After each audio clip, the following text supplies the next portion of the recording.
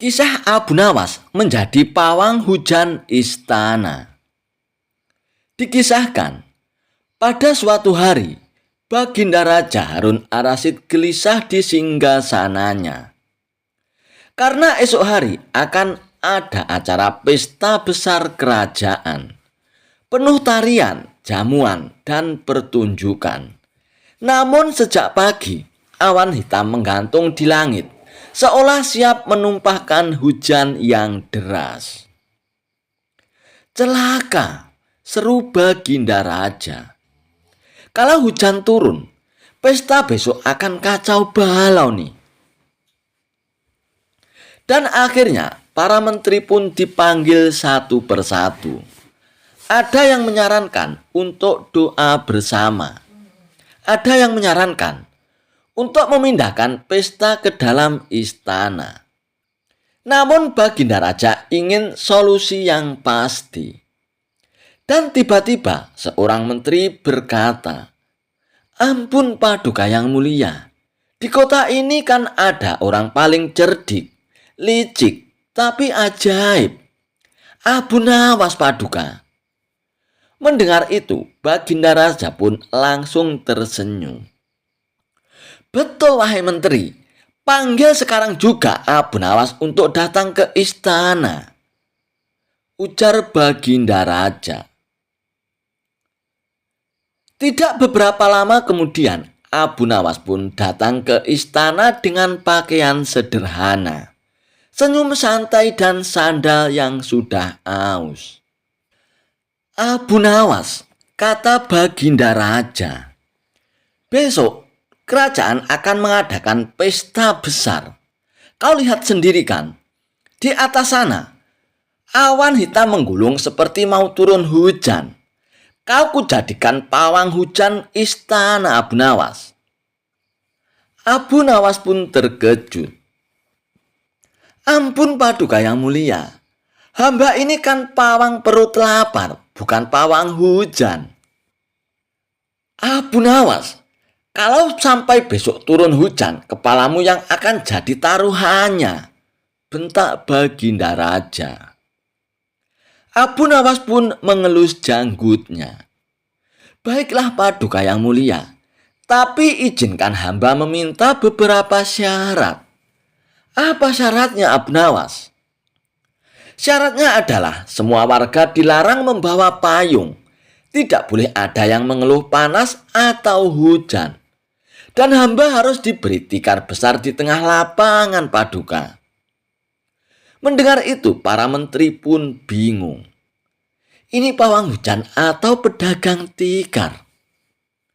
Namun Baginda Raja pun mengangguk setuju. "Baiklah Abu Nawas, semua persyaratan akan dipenuhi," ucap Baginda Raja. Pagi harinya, langit pun semakin gelap. Angin berhembus kencang. Para tamu pun gelisah, keringat bercampur takut. Abu Nawas pun duduk santai di atas tikar di tengah lapangan, menatap langit. Tiba-tiba, hujan rintik pun turun. Para menteri pun semakin panik. "Paduka yang mulia, bagaimana ini? Hujan mulai turun." Baginda Raja pun melotot ke arah Abu Nawas. "Hai Abu Nawas, kepala atau hujan?" Abu Nawas pun lalu berdiri dan berteriak dengan keras, "Wahai hujan, jangan turun sekarang. Tunggu sampai pestanya berakhir dan tamunya semua pulang." Semua orang pun terdiam. Namun hujan malah semakin deras. Para tamu pun lari tunggang langgang, tanpa payung, tanpa perlindungan. Dalam waktu singkat, lapangan pun menjadi kosong. Abu Nawas pun tersenyum lebar. Baginda Raja pun mendekati Abu Nawas dengan wajah merah padam. "Abu Nawas, kau telah gagal." Abu Nawas pun membungkuk sopan. "Tidak, Paduka salah." Bagaimana bisa Abu Nawas? Abu Nawas pun menjawab dengan tenang. Paduka akan memerintahkan agar pesta tidak kehujanan. Sekarang pestanya kan sudah bubar, jadi tidak ada pesta yang kehujanan kan? Ujar Abu Nawas. Para menteri pun terdiam. Sebagian menahan tawa, sebagian lagi merasa kagum. Raja pun ternganga, lalu tertawa terpingkal-pingkal. Baiklah Abu Nawas, mulai hari ini kau bukan lagi pawang hujan, tapi pawang alasan. Abu Nawas pun menjawab, Paduka, hujan bisa turun kapan saja, tapi akal harus selalu siap Paduka. Ujar Abu Nawas. Kisah Abu Nawas dan kambing terbang. Alkisah. Pada suatu hari, Baginda Raja Harun Ar-Rasyid mendengar desas-desus bahwa Abu Nawas bisa membuat kambing terbang.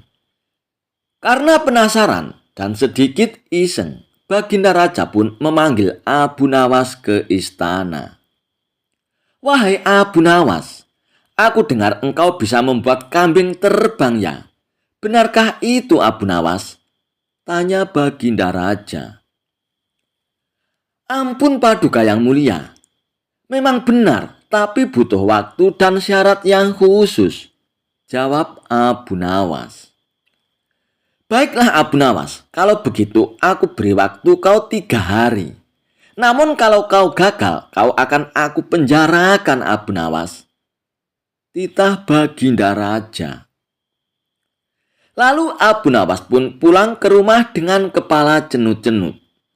Dalam hatinya ia pun bergumam. Gimana caranya bikin kambing bisa terbang? Terbang dari mana? Dari dapur ya? Namun namanya saja Abu Nawas. Ia pun tidak kehabisan akal untuk membuat kambing terbang. Keesokan harinya Abu Nawas pun datang ke istana, menggiring seekor kambing yang gemuk, sambil menenteng balon-balon besar yang sudah berisi gas. Di punggung kambing tersebut terikat bulu-bulu ayam yang berbentuk sayap yang sudah dijahit dengan rapi. Semua orang di istana pun tertawa terpingkal-pingkal melihat kambing tersebut. Namun Abu Nawas pun tetap serius. Ampun Paduka yang mulia, sebentar lagi kambing ini akan terbang. Tapi ia malu karena banyak orang yang melihat. Bisakah kita buat sepi dahulu tempat ini Paduka? Ujar Abu Nawas. Baginda Raja pun tertawa kegelian. Namun ia pun mengiyakannya. Abu Nawas pun membawa kambing itu ke taman belakang istana. Lalu Abu Nawas pun mengikatkan balon-balon yang sudah diisi gas itu pada kambing tersebut. Dan benar saja, tiba-tiba kambing itu pun terangkat oleh balon-balon itu ke udara. Akan tetapi kambing itu malah nyangkut pada pohon mangga di istana. Ampun Paduka yang mulia, kambing itu sudah bisa terbang Paduka. Tapi karena takut ketinggian, ia pun mendarat darurat di pohon mangga Paduka. Ujar Abu Nawas. Melihat itu, Baginda Raja pun tertawa terpingkal-pingkal. Hahaha, dasar kau Abu Nawas, kau memang tidak pernah kehabisan akal. Baiklah, kau aku bebaskan dari hukumanmu. Dan ini ada hadiah untukmu Abu Nawas. Ujar Baginda Raja sambil memberikan hadiah sekantong uang emas kepada Abu Nawas. Kisah Abu Nawas, panah pembawa rezeki. Abu Nawas memang cerdik. Meskipun tak mempunyai kemampuan untuk melaksanakan titah Baginda Raja, namun dia selalu berhasil melaksanakan tugas-tugasnya. Dan hadiah selalu menantinya. Sungguh rezeki yang tak disangka-sangka. Suatu ketika Abu Nawas diundang oleh Baginda Raja Harun Ar-Rasyid untuk makan bersama di istana. Maka berangkatlah para pengawal kerajaan untuk menjemput Abu Nawas di rumahnya. Tak beberapa lama kemudian, Abu Nawas pun telah sampai di istana dengan pakaian seadanya. Abu Nawas pun langsung diajak berbincang-bincang oleh Baginda Raja di pendopo kerajaan. Dengan berbagai jamuan makanan lengkap dengan minuman yang mewah. Melihat begitu banyaknya makanan, Abu Nawas pun sangat lahap menyantap makanan yang dihidangkan kepadanya. Sementara itu, Baginda Raja masih meneruskan perbincangannya dengan Abu Nawas tentang kekuasaannya. Baginda Raja Harun Ar-Rasyid bercerita kepada Abu Nawas terkait dengan luasnya wilayah yang telah dipimpinnya. Namun Abu Nawas nampaknya tidak menggubris. Malah dia sibuk dengan makanan yang tersaji di hadapannya. Tak lama kemudian, Baginda Raja pun mulai melontarkan berbagai pertanyaan kepada Abu Nawas.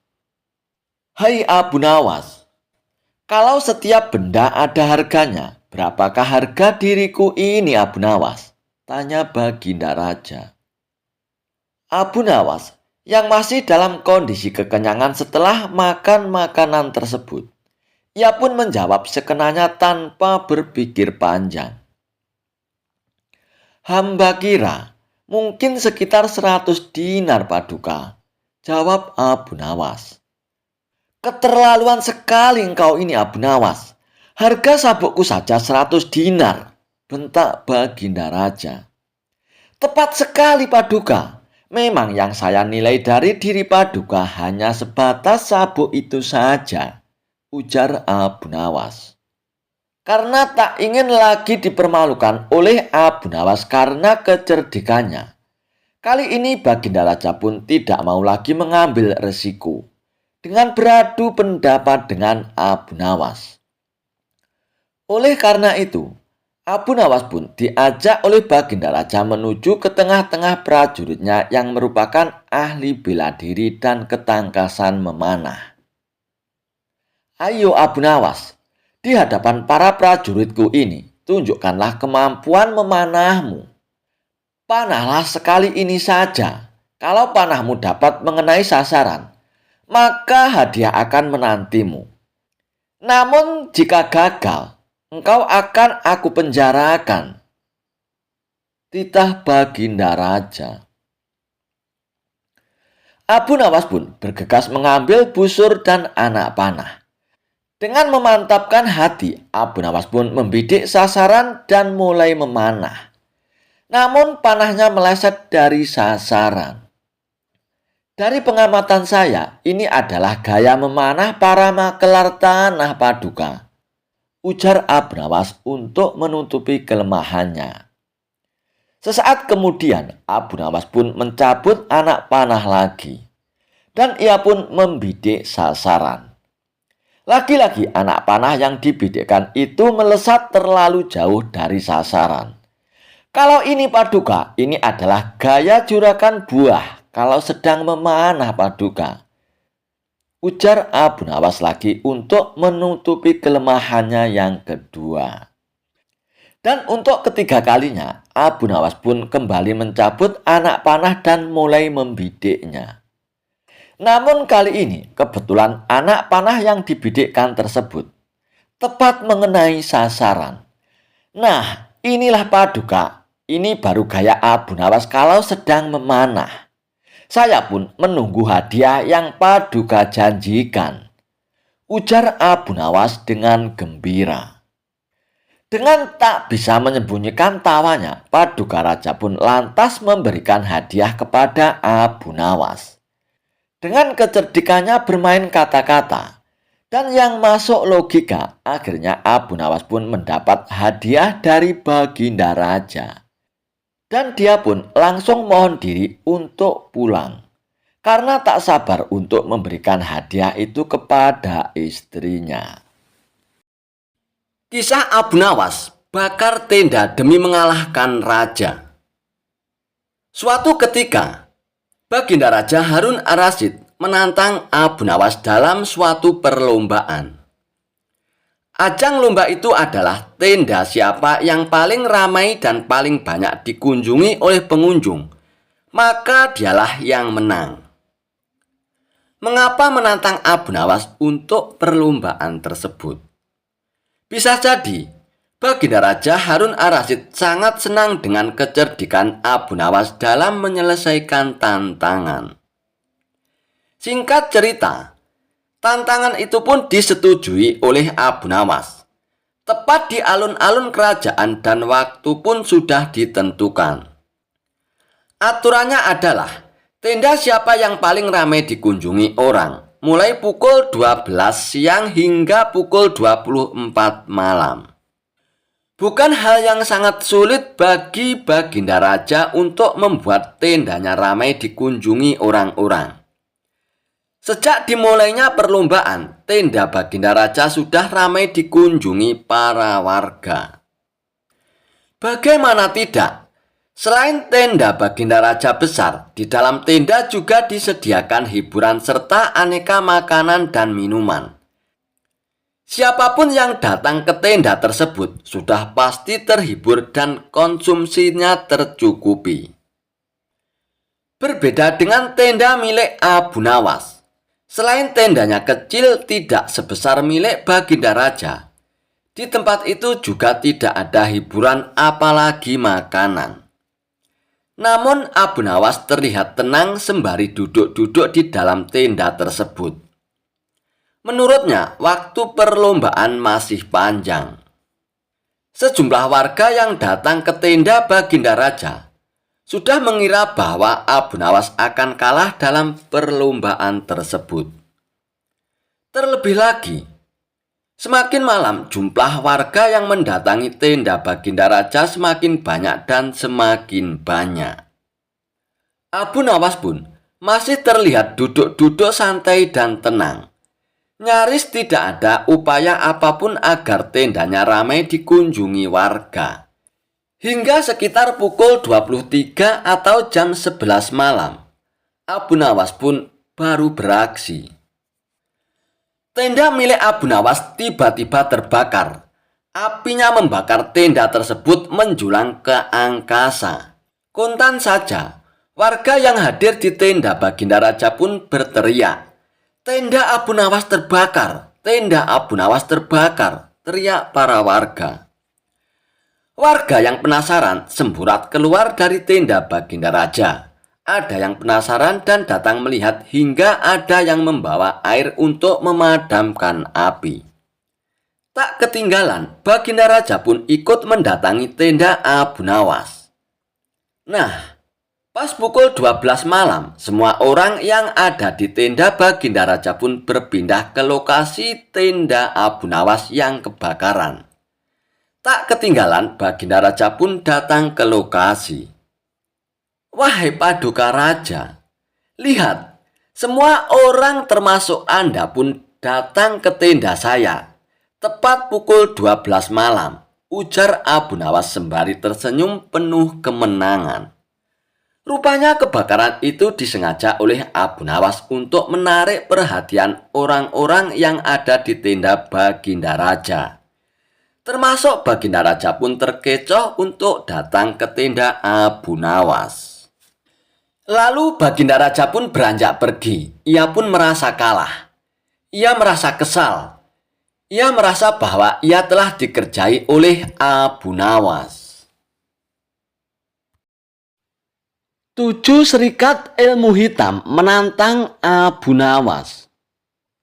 Dikisahkan, di pinggir kota Baghdad berdirilah perkumpulan 7 dukun ilmu hitam.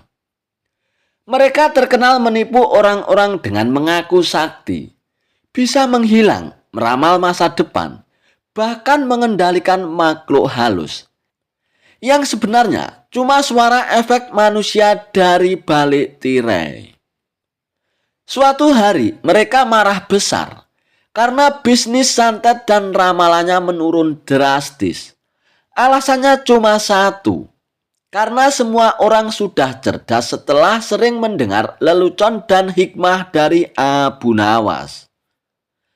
Akhirnya ketua mereka pun mengetuk meja dan berkata, "Kalau ingin kembalikan kejayaan kita harus mengalahkan Abu Nawas di depan orang banyak nih." Dan mereka pun sepakat cari Abu Nawas untuk duel ilmu besar-besaran. Mereka pun menyebar pengumuman ke seluruh kota Baghdad.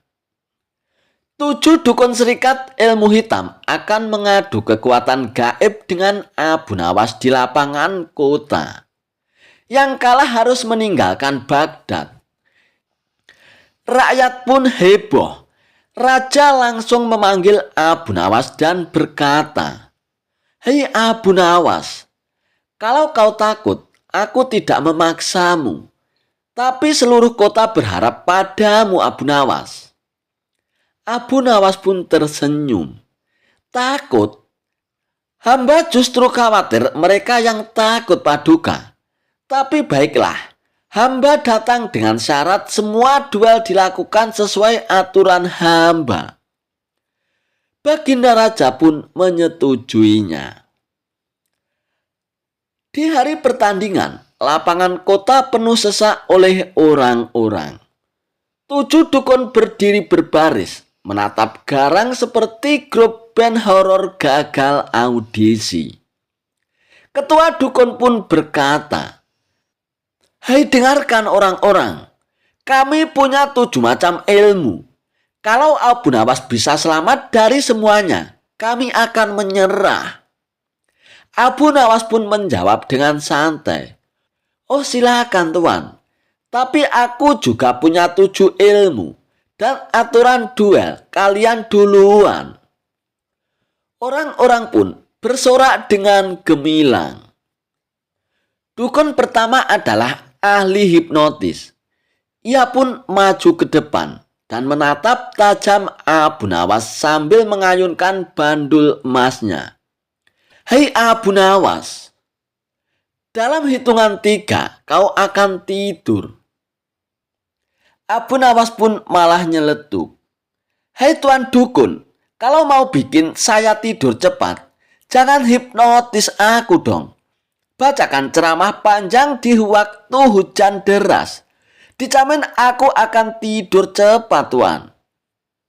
Mendengar itu, penonton pun tertawa terpingkal-pingkal. Dan si dukun itu pun kehilangan fokus. Bandulnya malah mengenai kepalanya sendiri dan ia pun jatuh pingsan. Lalu dukun kedua pun maju ke depan. Katanya ahli menghilang. Ia pun masuk ke karung dan berteriak, "Hei Abu Nawas, dalam sekejap aku akan hilang." Karung itu pun bergetar dengan hebat. Orang-orang pun semakin tegang. Namun Abu Nawas pun tetap tenang. Lalu ia pun mengikat erat-erat karung tersebut dengan tali yang kuat. Dukun itu pun berteriak dari dalam karung, "Hei Abu Nawas, aku tidak bisa keluar nih. Tolong cepat buka ikatannya." Abu Nawas pun menyahutnya, "Kalau kamu memang bisa menghilang, hilanglah dari dalam karung itu." Dan dukun itu pun berteriak-teriak, "Abu Nawas, cepat buka karungnya. Aku tidak bisa keluar. Aku menyerah." Penonton pun tertawa terpingkal-pingkal. Giliran dukun ketiga. Katanya ia ahli ramalan. Ia pun maju ke depan dengan gaya yang meyakinkan. "Hei Abu Nawas, aku tahu masa depan. Sekarang tanyakan apa saja." Abu Nawas pun langsung menyahutnya, "Hai dukun, apa tadi saya makan atau sarapan?" Dukun itu pun terdiam sesaat, lalu berkata, "Abu Nawas, kau tambah kejam nih. Kalau kau tahu masa depan, masa lalu tidak tahu, Tuan. Lalu dukun itu pun menyerah. Kini giliran dukun keempat. Katanya ahli mengendalikan roh. Ia pun maju ke depan sambil berteriak dengan seram. "Hei Abu Nawas, aku panggil roh penguasa kegelapan untuk mengguncangkan kota ini." Mendengar itu, Abu Nawas pun perlahan mengambil tutup telinga dari sakunya dan membagikannya kepada orang-orang. Dan orang-orang pun langsung memakai tutup telinga itu rame-rame. Melihat itu, dukun pun bingung. "Hei, dalam aturan ilmu hitam, kalian harus mendengarkan mantraku. Jangan tutup telinga kalian." Abu Nawas pun menjawab, "Kalau memang benar kau memanggil roh, roh tidak butuh speaker atau korban tidak perlu kuping." Mendengar itu, semua orang pun tertawa terpingkal-pingkal. Dan dukun keempat itu pun akhirnya juga menyerah. Kini giliran dukun kelima. Katanya ahli mematahkan besi dengan ilmunya. Ia pun menyiapkan batang besi, kemudian memukulkan ke tubuhnya. Gerak. Dan memang benar-benar besi itu pun patah. Penonton seakan percaya dengan atraksi dukun tersebut. Namun Abu Nawas tidak percaya. Lalu ia pun memberikan besi yang sama dan memberikan kepada dukun tersebut. "Hai Tuan, kalau memang hebat, coba patahkan besi ini." Lalu dukun itu pun mencoba mematahkan besi yang diberikan oleh Abu Nawas. Namun berkali-kali mencoba, wajahnya memerah, urat lehernya pun keluar. Namun besinya tidak bengkok sedikit pun. Lalu Abu Nawas pun berkata, "Tuan, perbedaan besi asli dan besi mainan itu halus, tapi akal bisa membedakannya, Tuan." Dan merasa malu, akhirnya dukun itu pun menyerah. Kini giliran dukun keenam. Katanya ahli kutukan.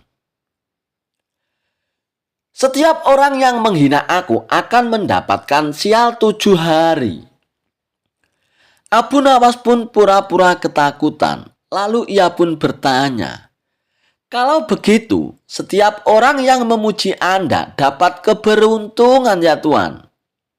"Benar sekali Abu Nawas," kata dukun itu dengan sombongnya. Lalu Abu Nawas pun berteriak kepada seluruh orang, "Hai semua orang, puji dia sekarang." Dan orang-orang pun serempak memujinya. Tampan, sakti, baik hati, wangi. Dan mendengar itu, sang dukun pun ketakutan. "Hentikan semua itu. Kalian membuatku berhutang memberi keberuntungan ke seluruh kota." Dan dukun keenam pun akhirnya menyerah juga. Kini giliran dukun ketujuh yang merupakan ketua dari serikat ilmu hitam itu. Lalu ia pun maju ke depan dan menatap tajam ke arah Abu Nawas. "Hei Abu Nawas, semua orang bisa kau kelabui, tapi aku tidak. Ilmuku berupa ketakutan. Aku akan membuatmu takut sampai menyerah kepadaku, Abu Nawas." Lalu lampu pun dipadamkan, kembang api pun diletuskan. Asap di mana-mana. Orang-orang pun mulai tegang. Namun Abu Nawas tetap tenang. Ia mengangkat suaranya. "Kalau kau menyebarkan ketakutan untuk menang, aku akan menyebarkan keberanian untuk mengalahkanmu, Tuan." Lalu Abu Nawas pun berkata kepada orang-orang, "Siapa yang takut, angkat tangannya." Dan tidak ada yang angkat tangan. Seluruh orang pun berdiri dengan gagah. Ketua dukun itu pun terbelalak. Ia sadar bahwa ilmu takutnya tidak bisa menakuti orang-orang. Lalu ia pun menyerah kepada Abu Nawas. Baiklah Abu Nawas, aku menyerah. Kau memang hebat Abu Nawas, ujar dukun tersebut. Lalu Abu Nawas pun berkata, "Hai Tuan, kalau kau ingin dihormati, bukan dengan cara menakut-nakuti orang, tapi dengan menolong orang Tuan," ujar Abu Nawas. Seketika orang-orang pun bersorak dengan girang, mengakui kecerdasan Abu Nawas.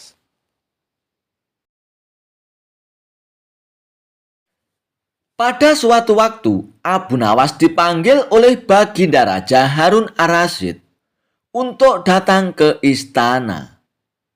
Baginda Raja ingin menguji kecerdasan Abu Nawas perihal kemampuannya dalam ilmu ceramah. "Wahai Abu Nawas, mulai Jumat depan, kamu yang bertugas untuk berkhotbah Abu Nawas," titah Baginda Raja. "Waduh, tapi saya kan penyair Paduka. Saya bukan." "Kenapa Abu Nawas? Kamu mau menolak perintahku ya?" "Bukan begitu Paduka yang mulia. Tapi ada apa dengan khotib yang biasanya berkhotbah? Tapi aku mau mendengar khotbah darimu Abu Nawas. Memangnya tidak boleh ya?"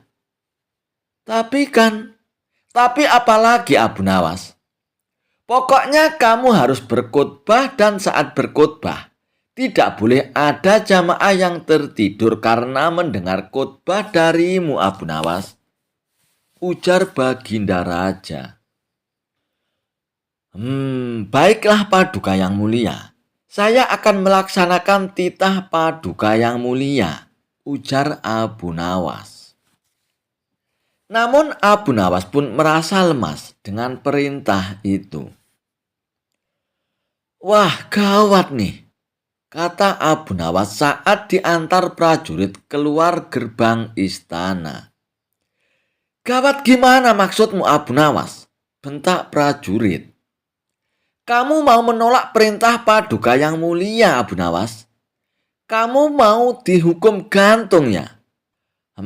Bukan begitu prajurit. Baiklah, Jumat depan saya akan berkhotbah." Keringat dingin pun membanjiri tubuh Abu Nawas. Ia sama sekali belum pernah berkhotbah. Sama sekali belum pernah berpidato di depan umum. Baik sekedar menyampaikan informasi, apalagi menasihati orang dengan ayat-ayat suci. Ia kan seorang penyair, bukan pengkhotbah. Kalau membual di warung-warung, dia sih jagonya. Kalau mengarang cerita dan melantunkan syair, itu sudah biasa. Dan sekarang, mau tidak mau, Abu Nawas harus melaksanakan perintah Baginda Raja. Sebab kalau tidak, seperti yang diketahuinya, Baginda Raja pun tidak segan-segan menghukum Abu Nawas dengan hukuman yang seberat-beratnya. Saat sholat Jumat pun tiba. Abu Nawas pun belum tahu apa yang akan dikhotbahkannya. Pikirannya masih blank. Dia datang saja ke masjid dengan pengawasan yang ketat dari prajurit-prajurit kerajaan. Kalau-kalau Abu Nawas hendak melarikan diri. Para jamaah yang telah mengetahui bahwa Abu Nawas yang akan menjadi khotib Jumat itu memiliki pikiran yang beragam.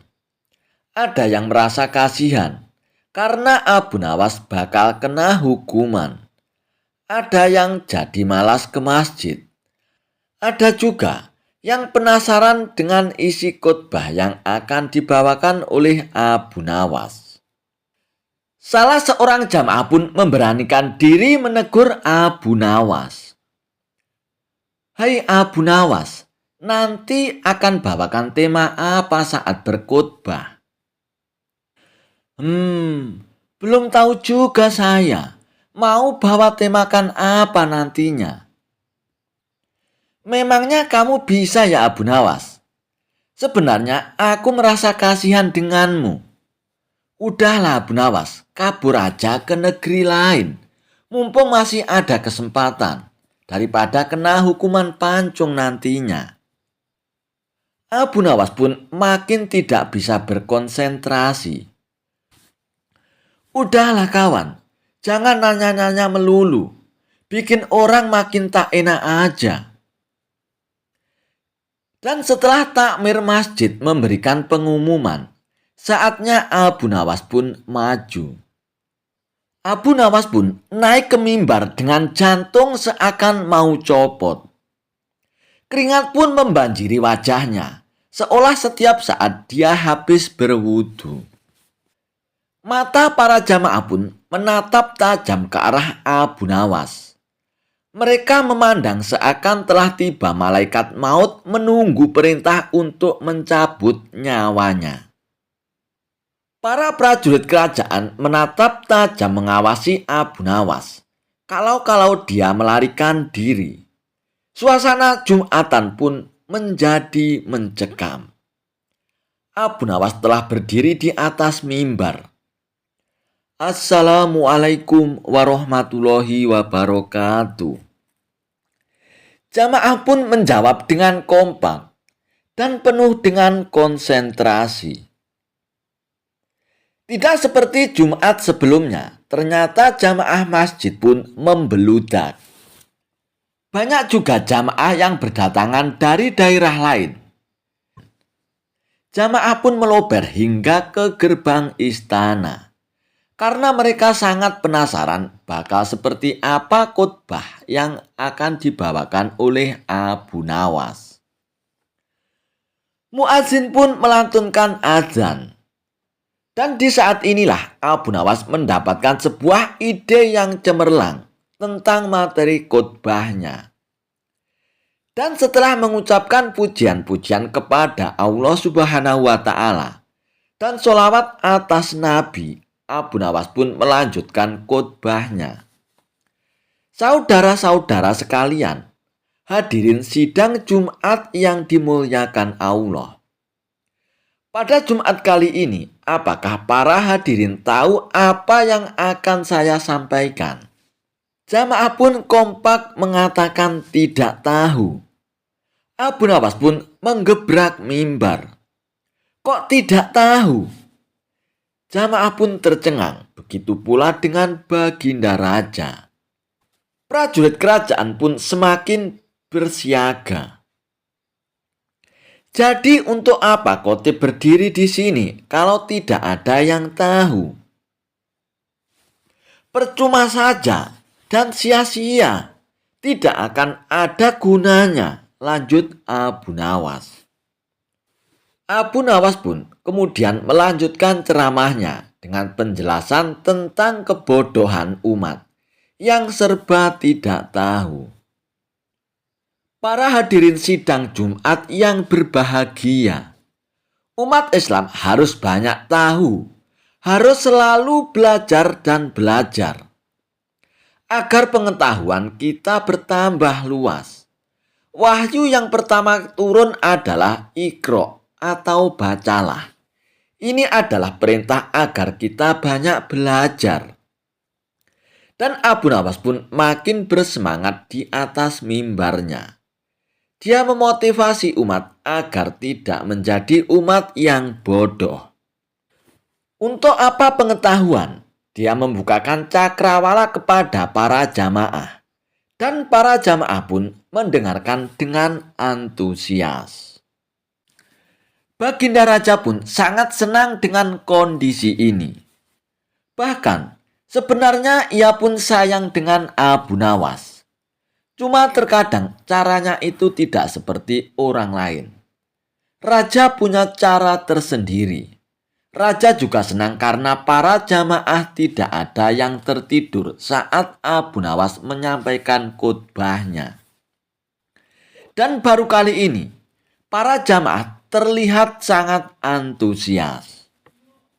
Selepas sholat Jumat, Baginda Raja pun memanggil Abu Nawas. Wahai Abu Nawas, Jumat depan kamu lagi yang berkhotbah. Loh, kan sudah Paduka yang mulia. Hamba sudah menjalankan titah Paduka yang mulia sesuai dengan permintaan Paduka. Kilah Abu Nawas. Pokoknya harus Abu Nawas. Apa kamu mau digantung? Dan Abu Nawas pun tidak bisa mengelak dari perintah Baginda Raja. Dan ternyata Baginda Raja pun tidak mau kalah cerdik dengan Abu Nawas. Dia ingin kembali menguji seberapa cerdasnya Abu Nawas. Baginda Raja pun kemudian mengatur para jamaahnya. Kalau Abu Nawas bertanya yang sama saat berkhotbah, maka para jamaah pun disuruh menjawab tahu. Abu Nawas pun naik ke mimbar lagi. Kali ini dia menggunakan jurus yang sama. Abu Nawas sudah tidak tegang lagi. Wajahnya pun penuh dengan senyuman. Dia merasa berada di atas angin. Hadirin sidang Jumat yang diberkahi Allah Subhanahu wa Ta'ala. Apakah kalian tahu apa yang akan saya khutbahkan? Jamaah pun menjawab, tahu. Alhamdulillah. Bagus, inilah yang dinanti-nantikan oleh para pemimpin umat sejak lama. Inilah yang diimpikan oleh baginda Nabi kita, Muhammad Shallallahu Alaihi Wasallam. Maka ditambahkan lagi di sana dan di sini tentang kondisi umat yang mulai maju tingkat peradabannya. Kita berilmu pengetahuan juga tentang kejayaan umat Islam di masa kini dan yang akan datang. Beginilah seharusnya jika kita ingin berjaya. Dan Baginda Raja pun hanya bisa senyum-senyum sendiri. Dia tidak menyangka Abu Nawas bisa seenteng ini lolos dari perangkapnya. Tetapi dia pun senang juga karena para jamaah tidak ada yang tertidur sama sekali.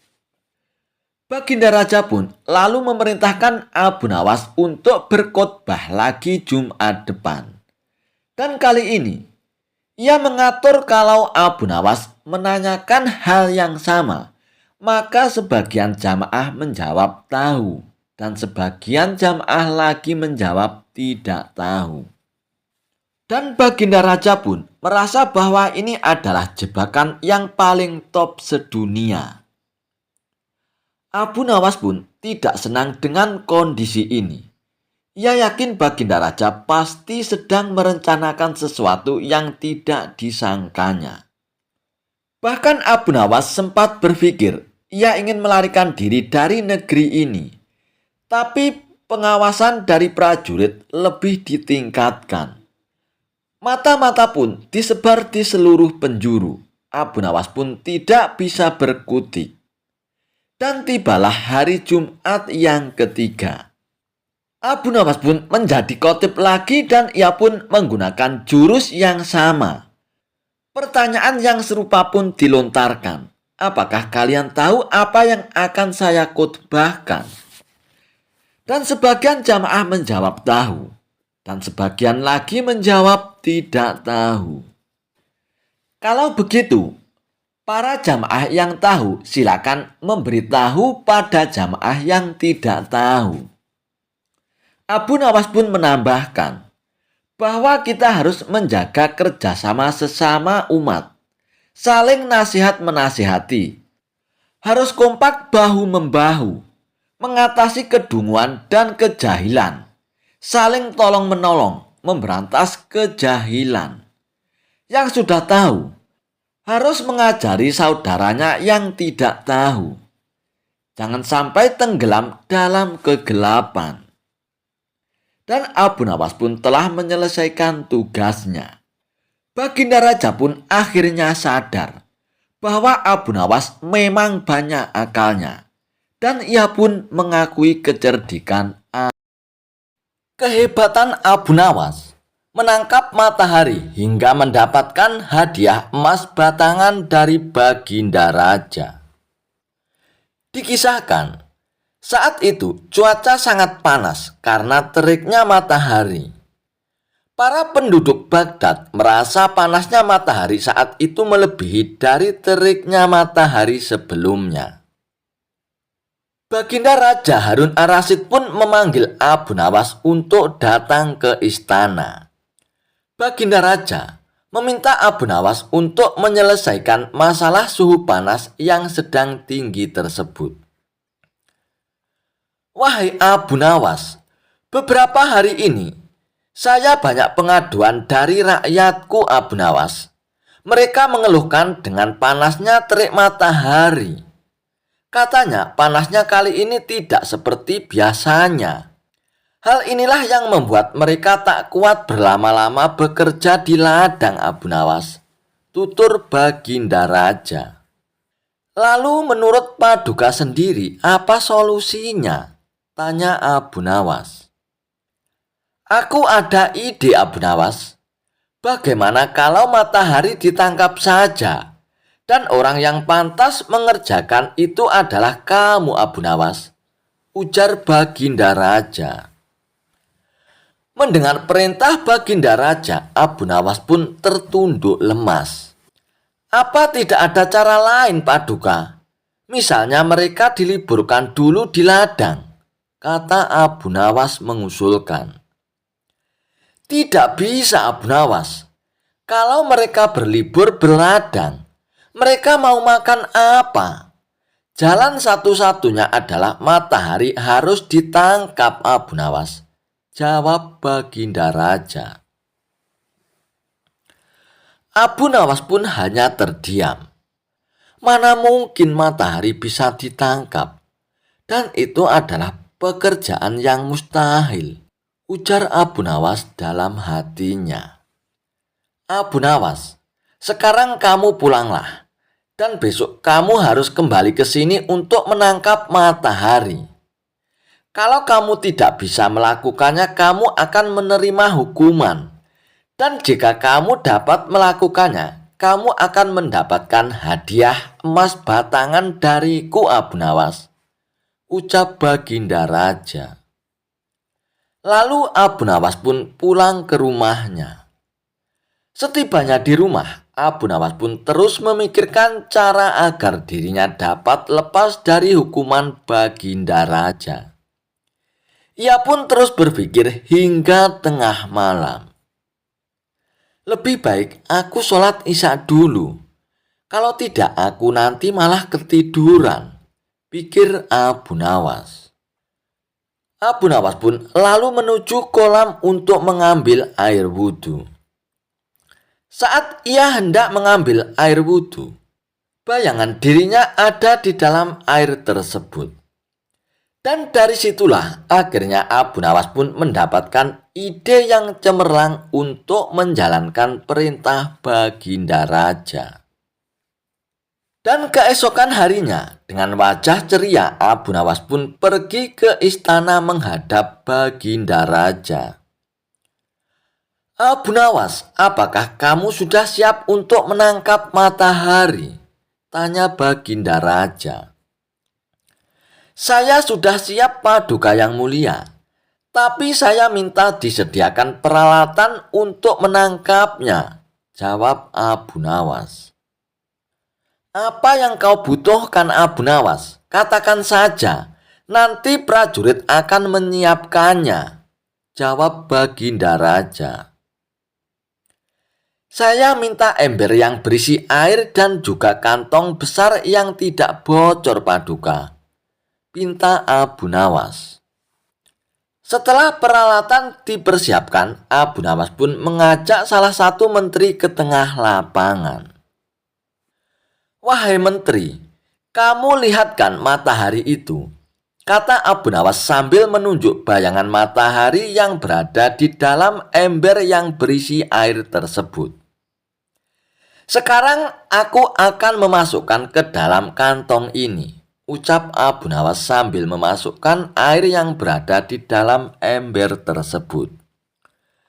Kemudian menteri itu pun menghadap Baginda Raja untuk melaporkan kebenaran pekerjaan yang sudah dilakukan oleh Abu Nawas. Sang raja pun tentu belum percaya sebab panas matahari masih terasa menyengat. Baiklah menteri, sekarang perintahkan pada Abu Nawas untuk membungkus matahari itu dan membawakan kepadaku, kata Baginda Raja kepada menterinya. Abu Nawas pun lalu menghampiri Baginda Raja Harun ar-Rasyid dengan membawa kantong berisi air tersebut. Paduka yang mulia, mataharinya sudah aku tangkap dan sudah aku bungkus dalam kantong ini, tutur Abu Nawas. Coba kamu lihat keluar, Abu Nawas. Mataharinya masih ada dan aku juga masih merasakan panasnya, ucap Baginda Raja. Benar Paduka yang mulia, tapi sesungguhnya itu matahari kedua, timpal Abu Nawas. Yang benar saja kamu Abu Nawas, apa maksudmu? Matahari di dunia ini hanya ada satu, sahut Baginda Raja. Paduka yang mulia, memang benar. Jadi ketika matahari berhasil saya tangkap, dunia menjadi gelap gulita. Lalu Allah langsung menggantikannya dengan matahari yang baru, ujar Abu Nawas. Baginda Raja pun kemudian memastikan isi kantong besar tersebut berisi matahari atau bukan. Ia pun membuka kantong tersebut dan ternyata isinya hanya air. Abu Nawas, mana mataharinya? Kamu jangan mengada-ada dan mengerjai saya, Abu Nawas, ucap Baginda Raja. Wahai Paduka yang mulia, membukanya jangan di dalam ruangan, karena matahari paling tidak suka dengan ruangan tertutup. Pasti dia tidak akan menampakkan dirinya, Paduka, jawab Abu Nawas untuk beralasan. Maksudmu bagaimana, Abu Nawas? Tanya Baginda Raja. Matahari hanya mau menampakkan dirinya kalau dia melihat ada saudaranya di atas, Paduka, ujar Abu Nawas. Lalu Abu Nawas pun mengajak Baginda Raja ke tengah lapangan dengan membawa kantong yang berisi air tersebut. Nah, saya buka kantongnya Baginda. Tuh kan, ada mataharinya, tutur Abu Nawas sambil menunjukkannya kepada Baginda Raja. Melihat hal itu, Baginda Raja pun hanya bisa geleng-geleng kepala dan mengakui kecerdikan Abu Nawas. Dan akhirnya, ia pun memberikan hadiah emas batangan kepada Abu Nawas.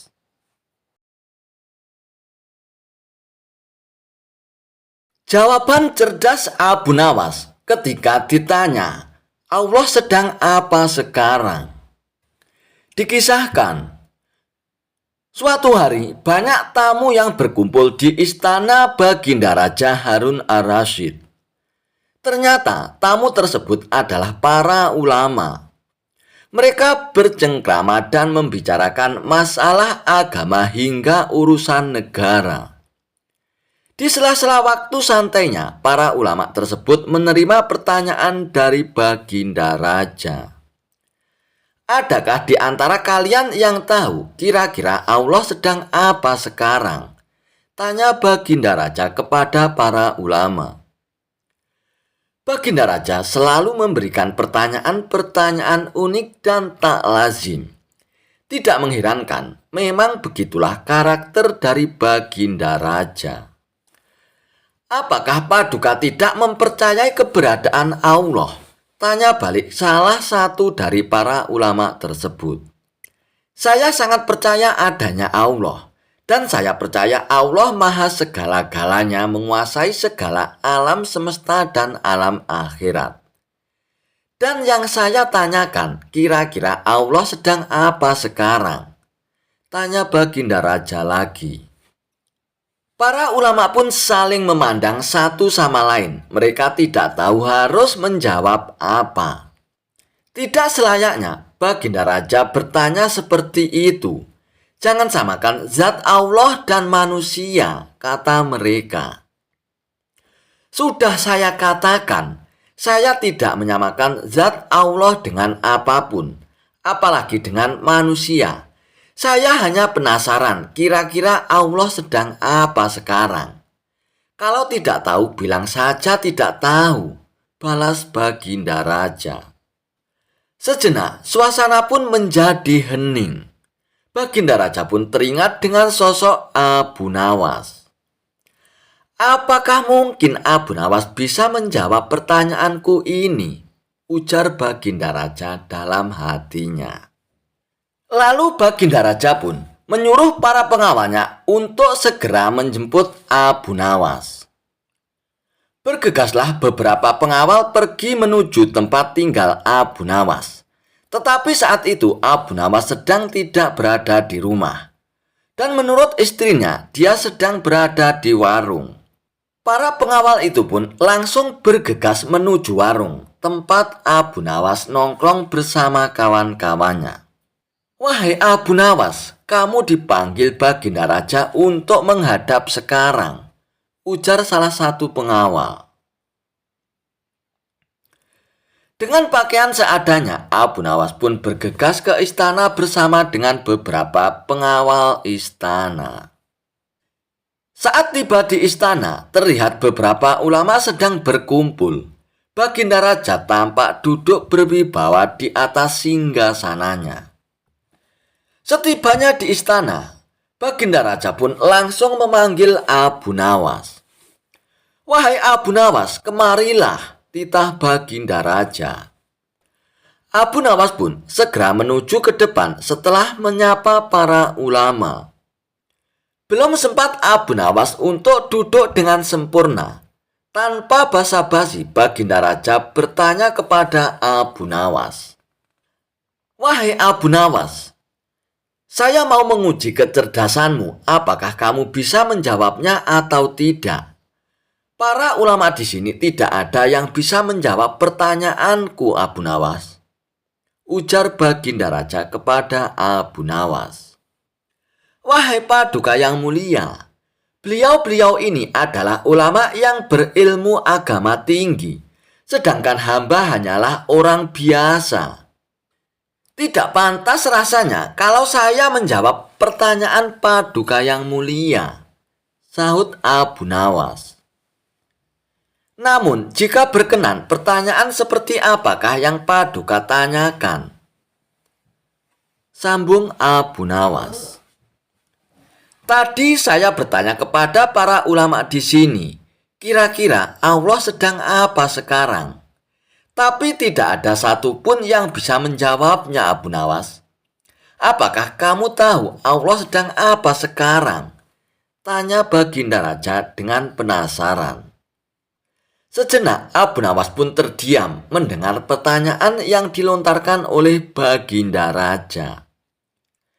Saya bisa menjawabnya, Paduka, tapi ada syaratnya, ujar Abu Nawas.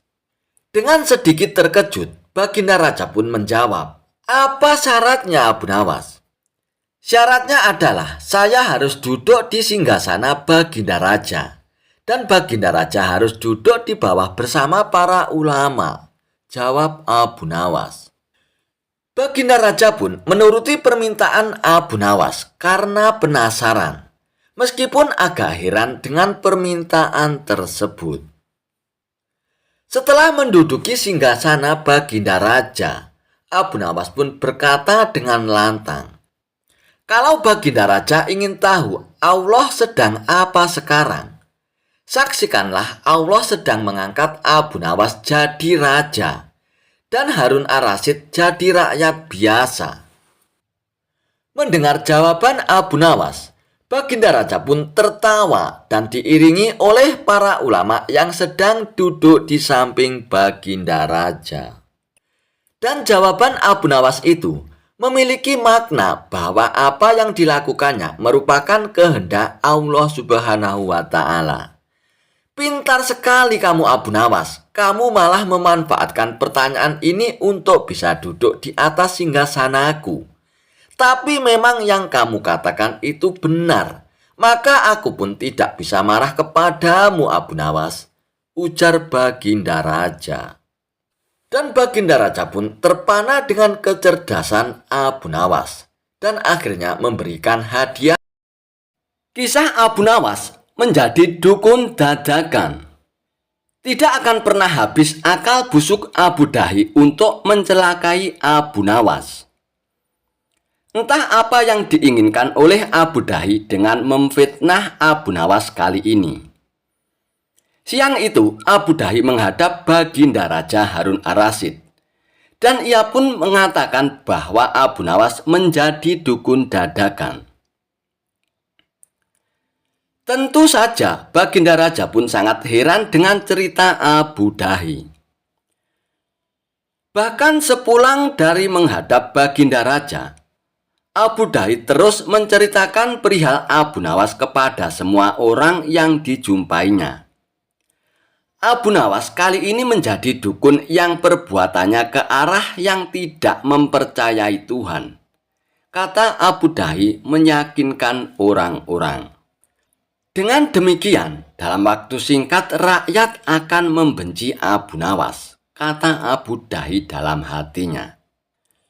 Fitnah yang dilontarkan Abu Dahi disambut dengan gembira oleh orang-orang yang tidak menyukai Abu Nawas. Maka dengan geram mereka mendatangi Abu Nawas.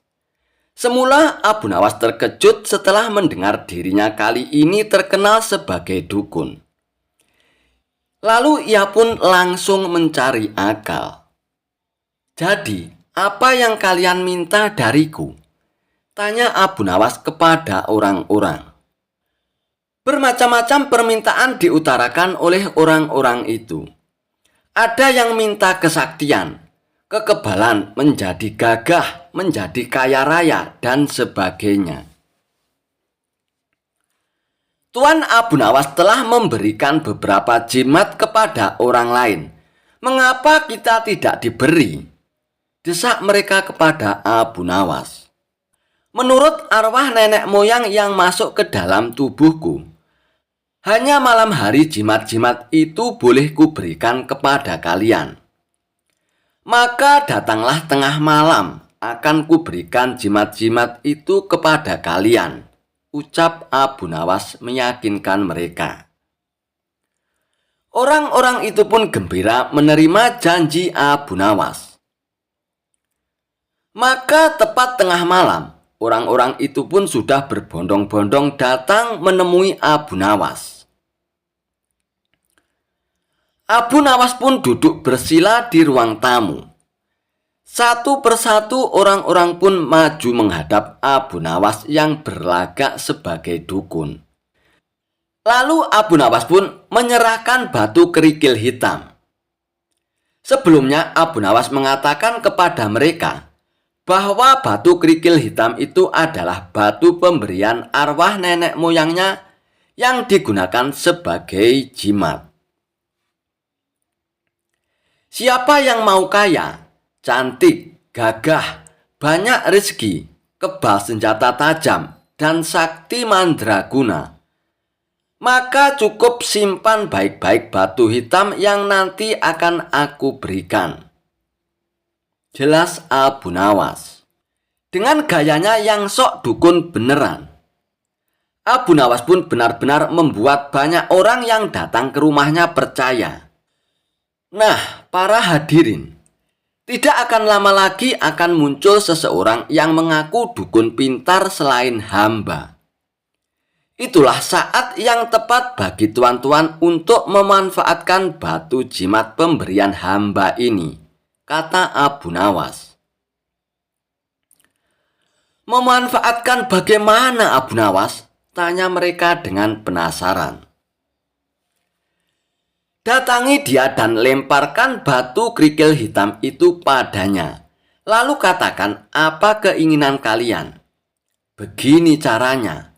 Yang berniat ingin kaya, lemparkan pada dukun itu dan katakan aku ingin kaya raya. Nah, gampang kan?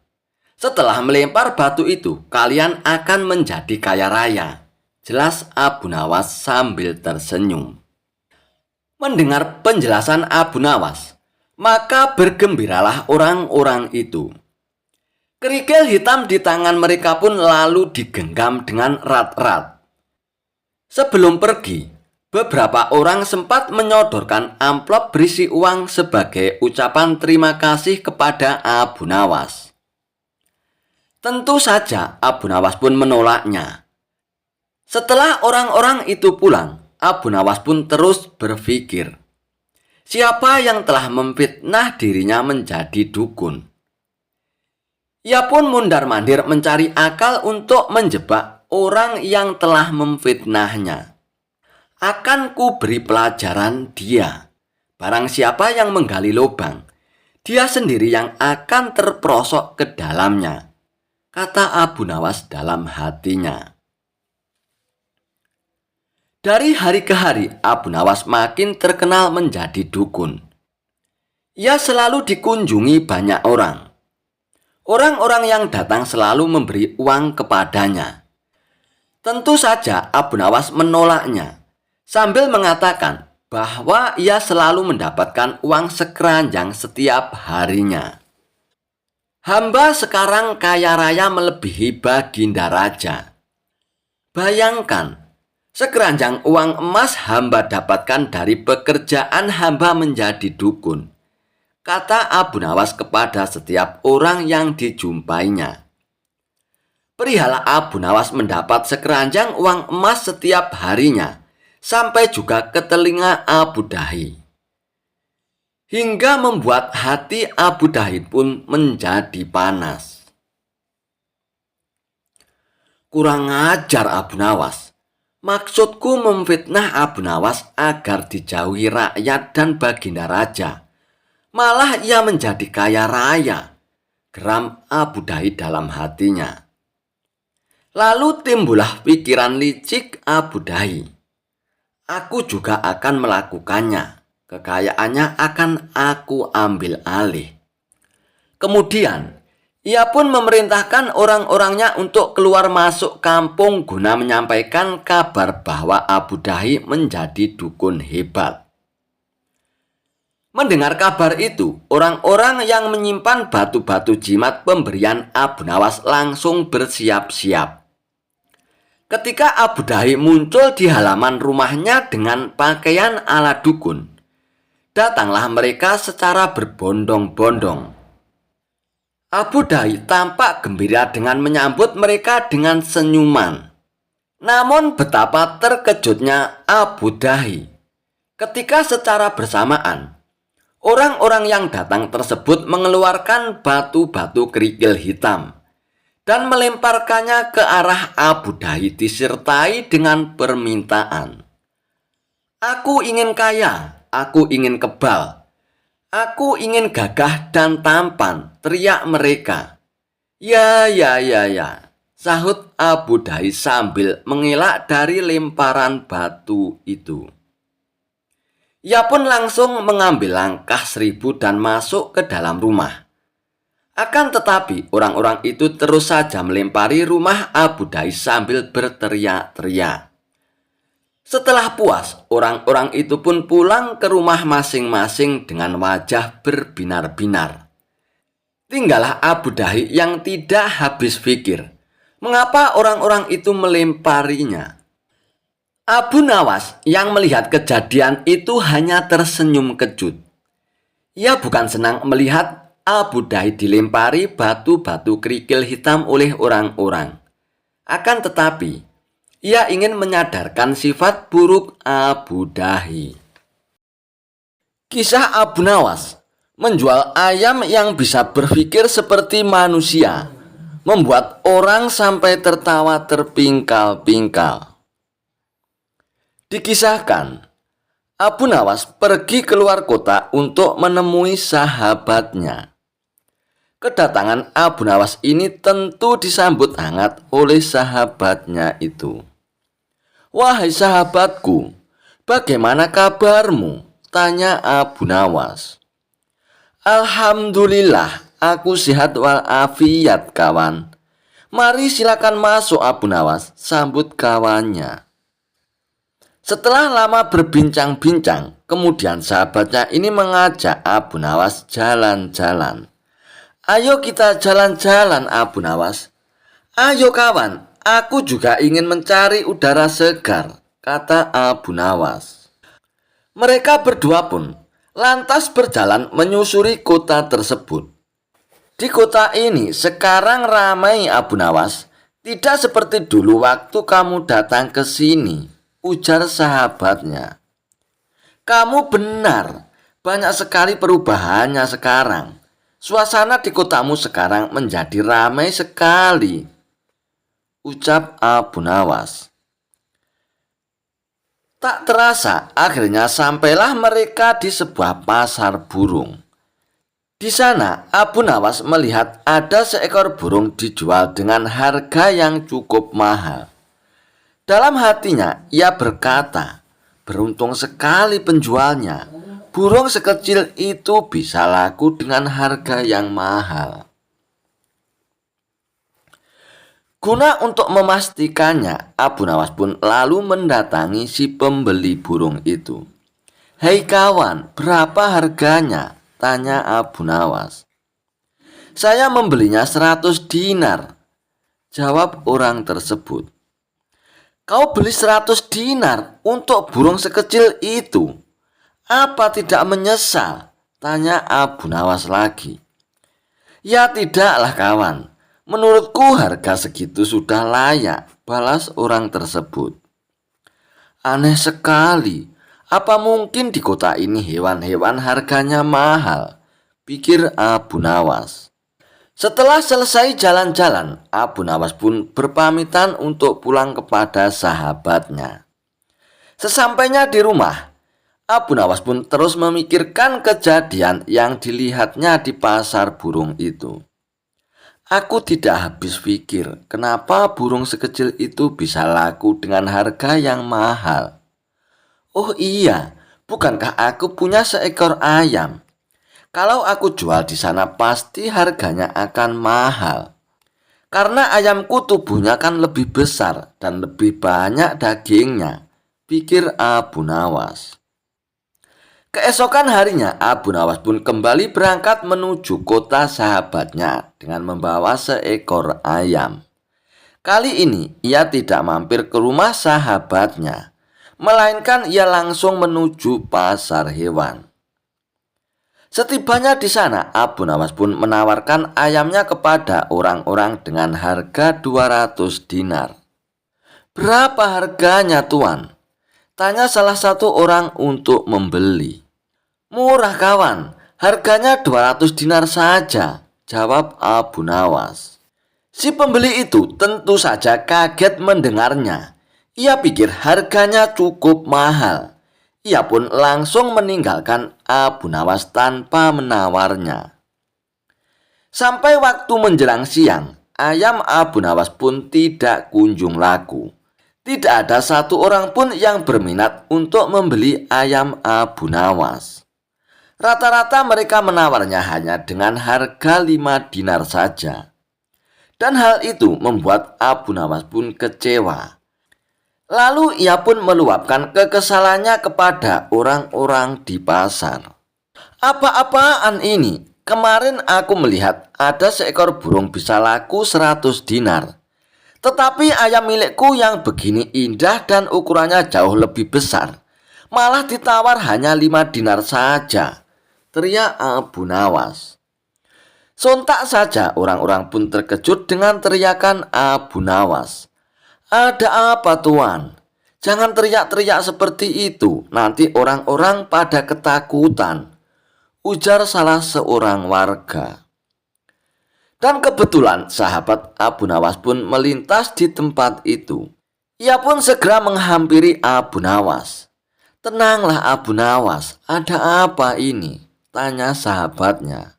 "Wahai sahabatku, kemarin waktu kita jalan-jalan ke pasar ini, aku melihat seekor burung yang kecil laku dengan harga 100 dinar. Tapi kenapa ayamku yang indah dan besar ini malah hanya ditawar 5 dinar saja? Ini kan aneh," ungkap Abu Nawas.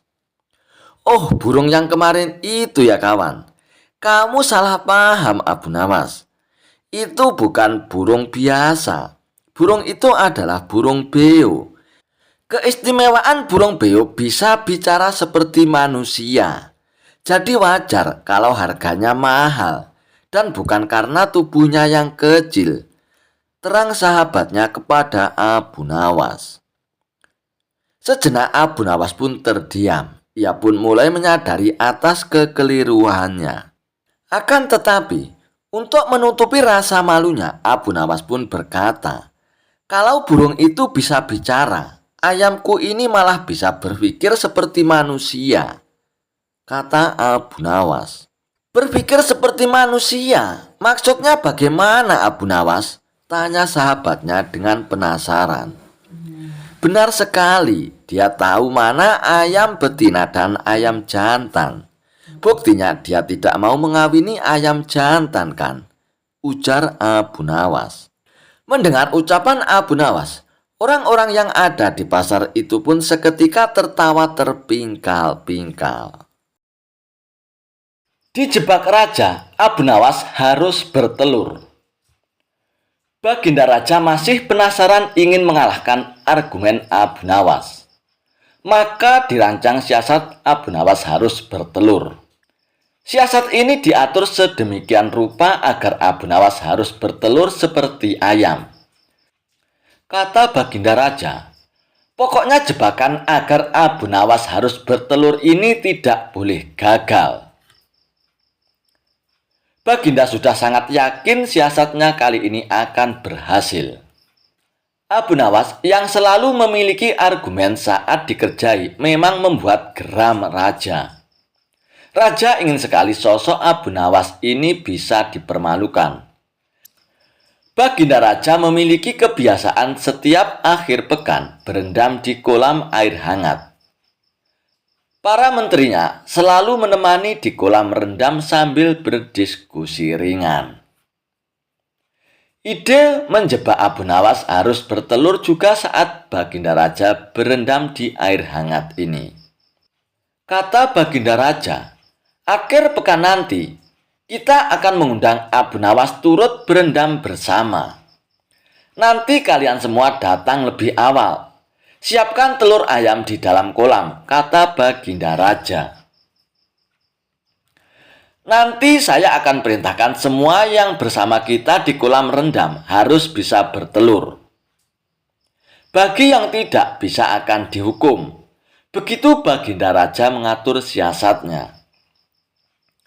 Para menteri pun tertawa mendengar siasat Baginda Raja. Mereka semua sudah membayangkan bagaimana Abu Nawas harus bertelur dan gagal. Baginda Raja akan memberinya hukuman, maka label Abu Nawas cerdas akan langsung ambiar. Begitu pikiran para menteri dan Baginda Raja. Tibalah akhir pekan yang direncanakan. Abu Nawas tanpa curiga datang memenuhi undangan Baginda Raja. Seperti yang sudah direncanakan, para menteri dan Baginda Raja sudah datang lebih dulu mempersiapkan telur dan menaruhnya di dalam kolam rendam air hangat.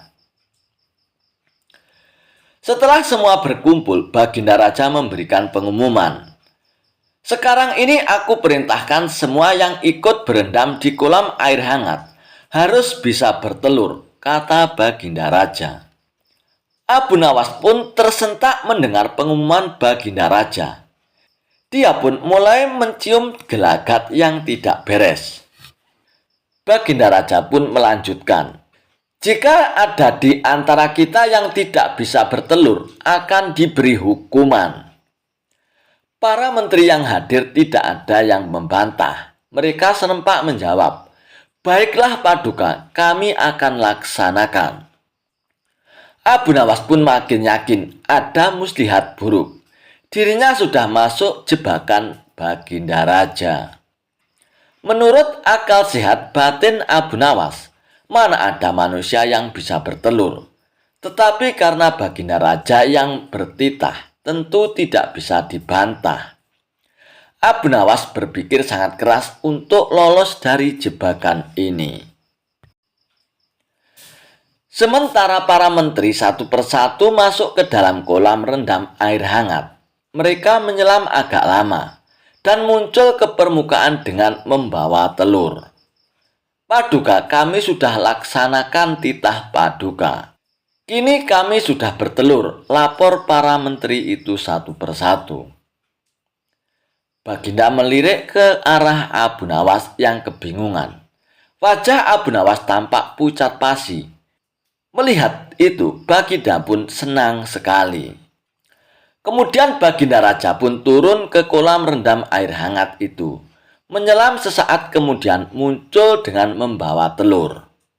Hai Abu Nawas, semua sudah bisa bertelur. Sekarang giliranmu Abu Nawas.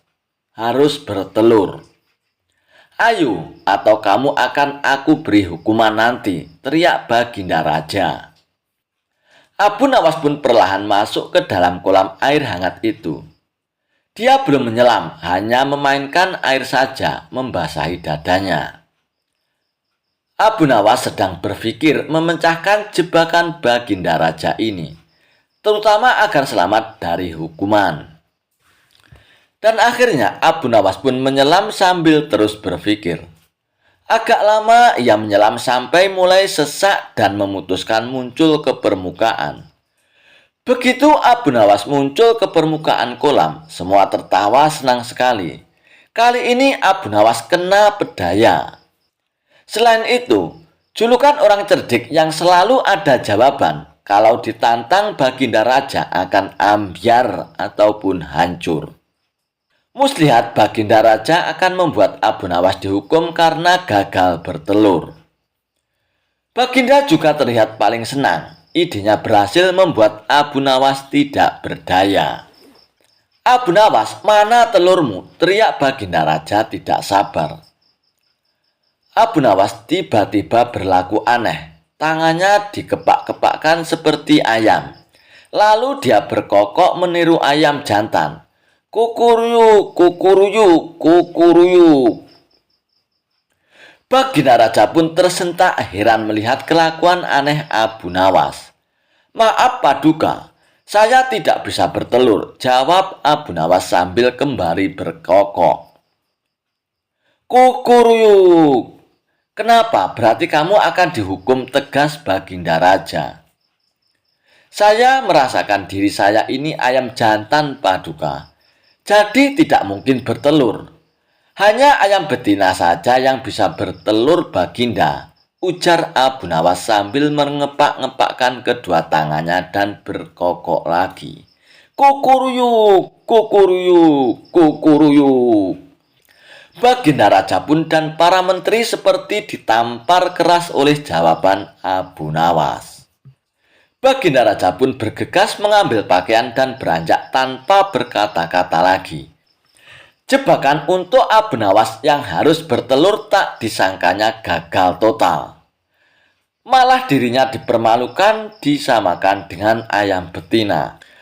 Para menterinya juga mengikuti pergi meninggalkan Abu Nawas yang masih berkokok berkukuruyuk meledek mereka. Abu Nawas dianggap menjadi nabi palsu. Dikisahkan, Baginda Raja telah mengangkat penasihat istana yang baru. Namun dengan keberadaan penasihat ini, membuat Abu Nawas sulit sekali untuk menemui Baginda Raja. Penasihat istana yang baru itu memang tidak suka dengan Abu Nawas. Sehingga segala cara ia lakukan agar Abu Nawas menjauh dari Baginda Raja. Abu Nawas pun menangkap gelagat yang tidak beres dengan perilaku penasihat istana yang baru tersebut. Hingga pada suatu hari, Abu Nawas kedatangan seorang tamu yang sedang ditimpa masalah. Tanah dan rumahnya telah dirampas oleh penasihat yang baru tersebut. Dan kini ia hendak meminta keadilan agar tanah dan rumahnya bisa kembali lagi. Kenapa dia melakukan itu padamu, Tuan? Tanya Abu Nawas. Penasihat itu adalah tetanggaku, Abu Nawas. Rumahku berdampingan dengan rumahnya. Namun ketika ia hendak membangun rumahnya lagi yang lebih megah, ia merampas tanah dan rumahku.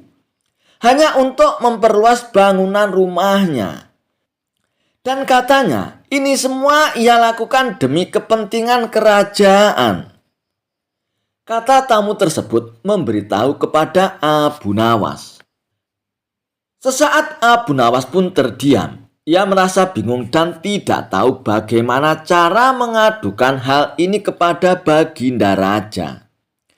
Sedangkan saat ini untuk menemui Baginda Raja sangatlah sulit. Itu semua dikarenakan ulah daripada penasihat istana yang baru tersebut. Setelah lama berpikir, Abu Nawas pun menemukan solusinya. Sebaiknya kamu pulang dulu, Tuan. Aku akan ke istana untuk membantu permasalahanmu, kata Abu Nawas kepada tamunya itu. Singkat cerita, datanglah Abu Nawas ke istana dengan mengenakan jubah panjang dan membawa tongkat di tangannya. Melihat kehadiran Abu Nawas di depan pintu gerbang istana, sang penasihat itu pun segera mencegah Abu Nawas agar tidak masuk ke istana. Akan tetapi, terlintas rasa penasaran, kenapa Abu Nawas berpakaian tidak seperti biasanya. Hai Abu Nawas, mau apa kau ke istana dan kenapa kau berpenampilan seperti itu? Tanya penasihat istana.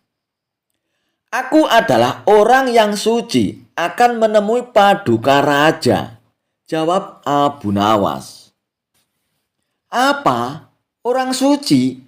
Maksudmu sekarang kau menjadi seorang nabi ya? Tanya penasihat istana. Sudahlah Tuan Penasihat, beritahu kepada rajamu bahwa orang suci akan menghadapnya, kata Abu Nawas. Dan tiba-tiba terlintas di benak penasihat istana itu akan sebuah rencana jahat untuk memfitnah Abu Nawas. Baiklah Abu Nawas, kali ini aku bolehkan masuk ke istana, kata penasihat istana itu. Maka diantarlah Abu Nawas menghadap Baginda Raja. Sesampainya di hadapan Baginda Raja, sang penasihat itu pun langsung melancarkan rencana jahatnya. Wahai paduka yang mulia, Abu Nawas sekarang telah mengaku sebagai seorang nabi paduka. Dia mengatakan bahwa dia adalah orang suci. Lapor penasihat itu kepada Baginda Raja. Spontan saja Baginda Raja pun terkejut mendengarnya. Apa benar begitu wahai Abu Nawas? Kau jangan macam-macam Abu Nawas. Aku bisa saja menghukummu dengan hukuman mati Abu Nawas. Karena kau berani mengaku-ngaku sebagai seorang nabi, bentak Baginda Raja. Abu Nawas pun hanya tersenyum dan berkata, yang pasti aku adalah orang suci paduka, balas Abu Nawas dengan berlagak seperti seorang nabi. Akan tetapi Baginda Raja menangkap ada maksud lain dari semua perilaku Abu Nawas ini. Ia tahu bahwa apa yang dilakukan Abu Nawas semata-mata agar Abu Nawas bisa bertemu dengan Baginda Raja. Sementara itu, penasihat istana itu pun segera memanfaatkan situasi ini untuk mencari muka di hadapan Baginda Raja. Ia pun berpura-pura ikut emosi dengan pengakuan Abu Nawas sebagai seorang nabi itu. Niatnya ia ingin memamerkan kepada Baginda Raja bahwa ia bisa dengan mudah menjebak Abu Nawas. Jadi benarkah kau ini seorang nabi Abu Nawas? Kalau kau Nabi Ibrahim pasti punya mukjizat. Ketika dimasukkan ke dalam api, maka api akan menjadi dingin. Untuk membuktikannya, kami ingin membakarmu. Jika api tidak menyentuh kulitmu sedikit pun, maka kami akan beriman kepadamu, kata penasihat istana. Itu terlalu mudah. Dan lagian orang yang membakar Nabi Ibrahim adalah orang yang tidak mempercayai Allah. Apakah kamu termasuk orang seperti itu? Tanya Abu Nawas. Ya bukanlah Abu Nawas. Aku mengimani Allah sebagai Tuhanku, jawab penasihat istana. Kalau begitu, janganlah berperilaku sepertinya, balas Abu Nawas. Lalu kau siapa? Kau Nabi Musa ya? Coba lemparkan tongkatmu. Kalau kau memang Nabi Musa, maka tongkatmu itu pasti akan berubah menjadi ular, kata penasihat istana. Nabi Musa melakukan itu kan kepada orang kafir. Apakah kamu termasuk sebagai orang kafir juga? Tanya Abu Nawas. Ya tidaklah Abu Nawas. Aku bukan orang kafir. Aku adalah orang yang mengimani Allah, jawab penasihat. Kalau begitu, jangan meminta kepadaku hal itu, balas Abu Nawas. Lalu siapa sebenarnya kamu ini Abu Nawas? Nabi Isa ya? Yang aku tahu, Nabi Isa bisa menghidupkan orang yang sudah mati. Bisakah kau tunjukkan mukjizatmu itu? Kata penasihat istana. Baiklah, aku akan buktikan kepadamu, balas Abu Nawas. Oh, jadi sekarang kamu mengaku sebagai Nabi Isa ya? Ayo buktikan kepada kami mukjizatmu itu Abu Nawas, perintah penasihat istana. Oh tentu saja, aku akan buktikan. Pertama-tama, aku akan membunuhmu dengan tongkatku ini. Kalau kau sudah mati, nanti dalam sekejap aku akan menghidupkanmu kembali, ucap Abu Nawas. Mendengar itu, penasihat istana itu pun merasa takut. Dan ia pun lari menjauh dari Abu Nawas. Abu Nawas pun segera berlari mengejar penasihat itu untuk dipukul dengan tongkatnya. Melihat itu, Baginda Raja pun berusaha mencegah Abu Nawas. Hai Abu Nawas, berhenti. Berhenti dulu Abu Nawas. Sebenarnya apa maksud dari perbuatanmu ini Abu Nawas? Kenapa pula kau mengaku-ngaku sebagai seorang nabi? Tanya Baginda Raja. Siapa bilang aku mengaku seorang nabi Paduka? Itu kan hanya anggapan penasihat istana saja. Aku mengaku sebagai orang suci Paduka. Suci dari hadas besar dan hadas kecil. Karena sebelum kemari tadi, aku berwudu terlebih dahulu Paduka. Jelas Abu Nawas. Lalu apa maksudmu melakukan hal ini Abu Nawas? Tanya Baginda Raja. Bukankah beberapa minggu ini Paduka merasakan bahwa hamba tidak pernah lagi ke istana?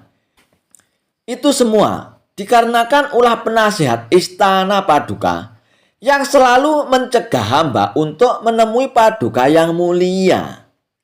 Dan dia juga telah berlaku zalim kepada tetangganya Paduka. Dia telah merampas rumah dan tanah tetangganya demi untuk membangun rumahnya agar lebih luas dan megah, tutur Abu Nawas. Begitu mendengar laporan tersebut, Baginda Raja pun langsung mengecek kebenarannya. Dan ternyata semua yang dikatakan oleh Abu Nawas benar adanya.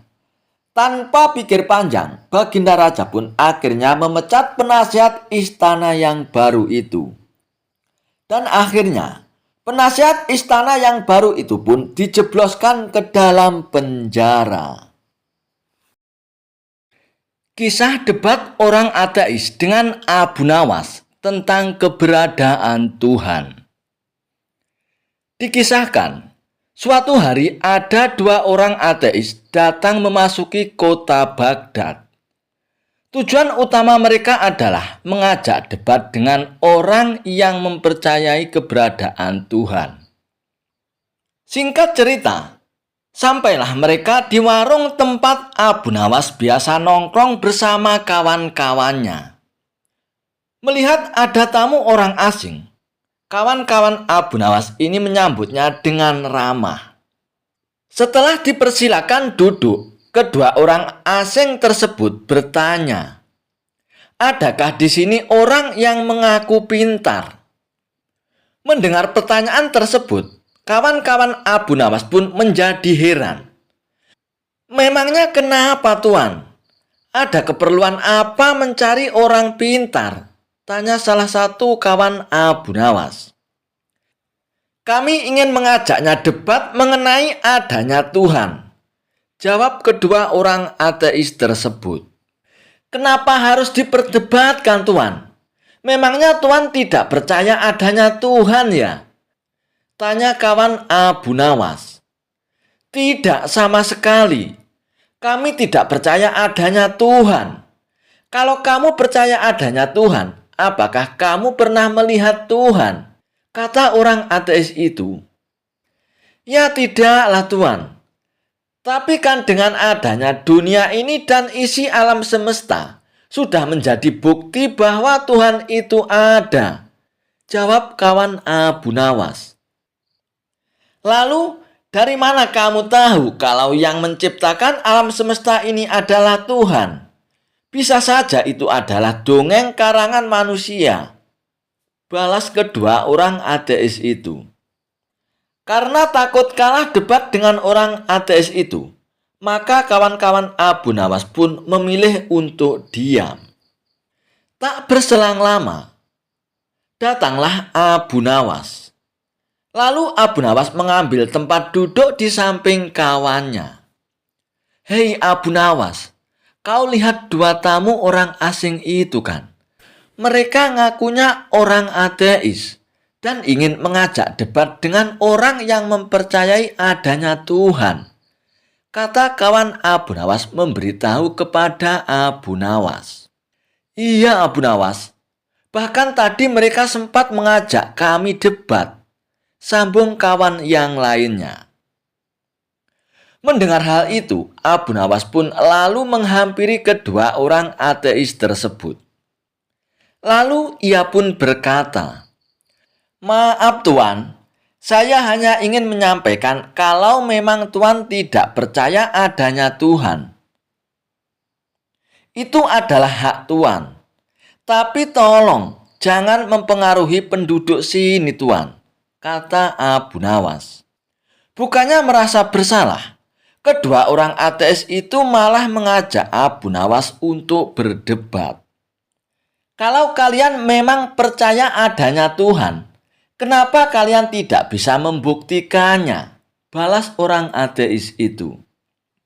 Baiklah, aku terima tantangan kalian. Apa yang ingin kalian tanyakan? Balas Abu Nawas merasa kesal. Bagus, begitu dong. Pertanyaanku adalah, kalau kau percaya adanya Tuhan, apakah kau pernah melihat Tuhan? Apakah kau pernah menyentuh Tuhan? Tanya kedua orang ateis itu. Tentu saja, aku tidak pernah melihat Tuhan, Tuan. Jawab Abu Nawas. Nah, betul kan? Kalau begitu, kesimpulannya adalah Tuhan memang tidak ada. Percuma kalian menyembah sesuatu yang tidak ada. Segala sesuatu itu harus dipikirkan pakai akal logika. Balas orang ateis. Baiklah, sekarang giliranku balik bertanya kepada kalian, kata Abu Nawas. Oh silakan saja Tuan, kami siap menjawabnya, jawab orang ateis. Apa pernah kalian melihat otak kalian? Apa pernah kalian menyentuh otak kalian? Tanya Abu Nawas. Kedua orang ateis itu pun serentak menjawab, tidak pernah Tuan. Kemudian dengan nada sedikit ketawa, Abu Nawas pun berkata, jadi kesimpulannya adalah kalian memang tidak punya otak. Mendengar ucapan Abu Nawas, spontan saja kawan-kawan Abu Nawas pun tertawa terpingkal-pingkal. Karena tak ingin dipermalukan di hadapan orang-orang, kedua orang ateis itu pun kembali bertanya, Hai Abu Nawas, katanya Tuhan kau itu maha tahu. Tentunya dia tahu dong kalau manusia akan berbuat kesalahan.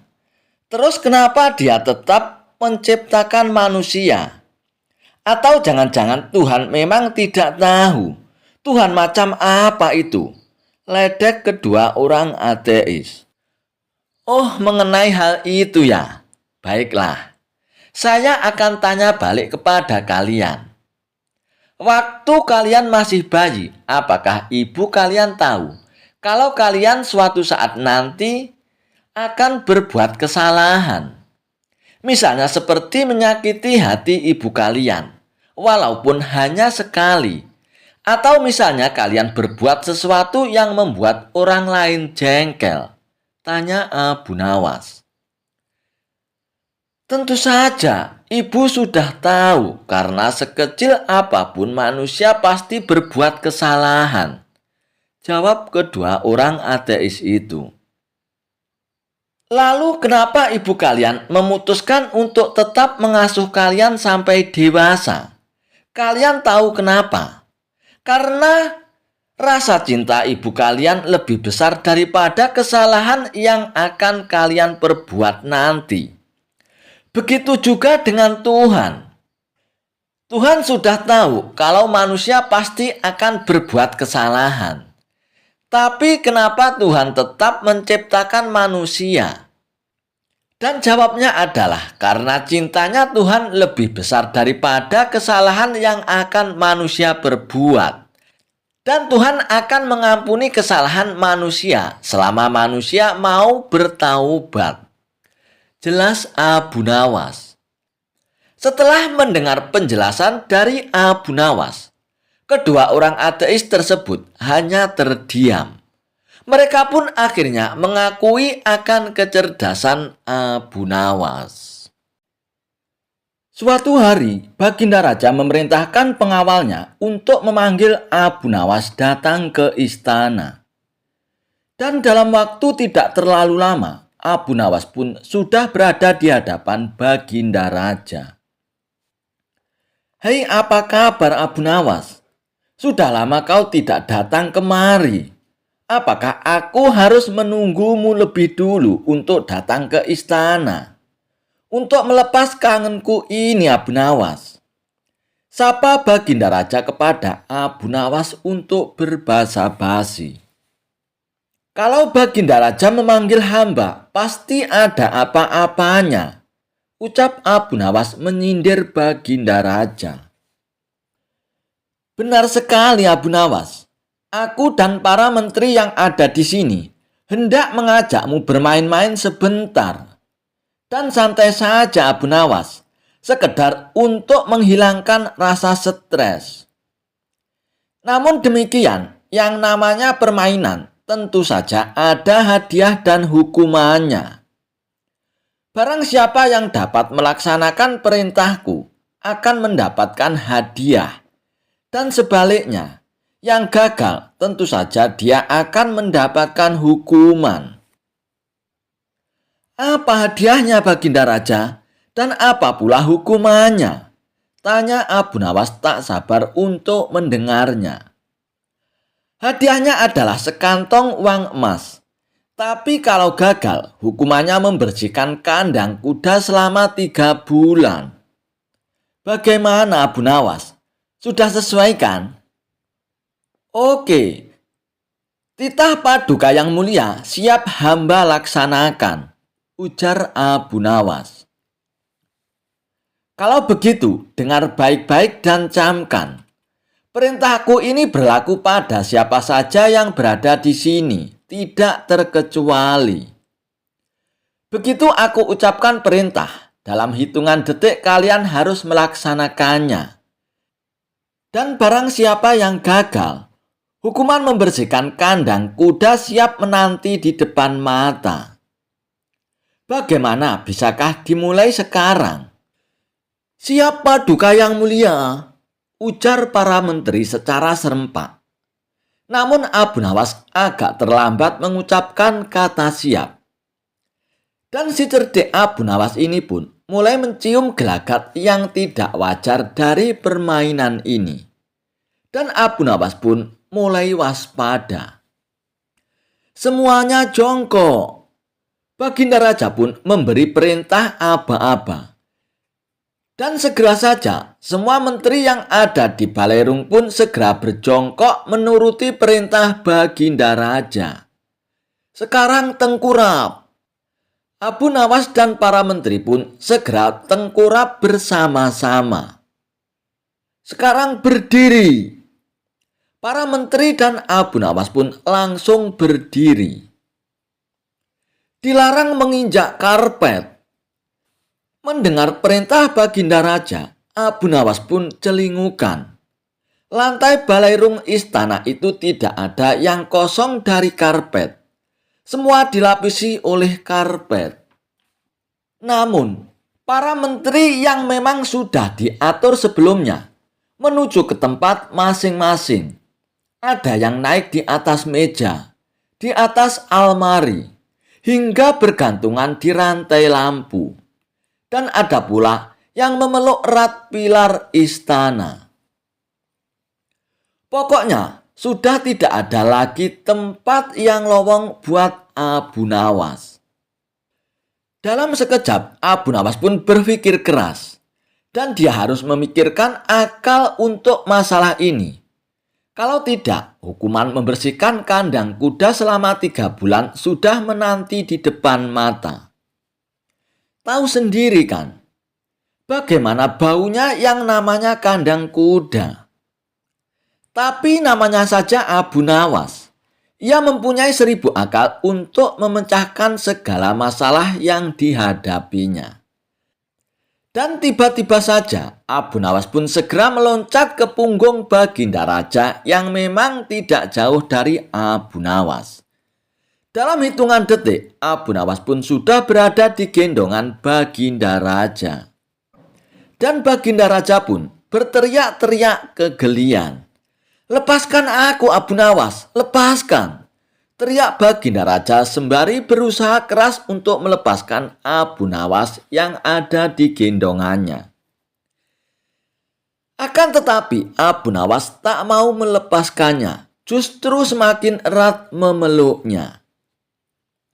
Dan semakin Baginda Raja berusaha untuk melepaskan Abu Nawas, semakin keras pula Abu Nawas memeluk Baginda Raja. "Lepaskan aku, Abu Nawas, lepaskan. Aku merasa kalah, Abu Nawas," ucap Baginda Raja menyudahi lelucon yang konyol itu. Dan mau tak mau, Baginda Raja pun harus merelakan sekantong uang emasnya jatuh ke pelukan Abu Nawas.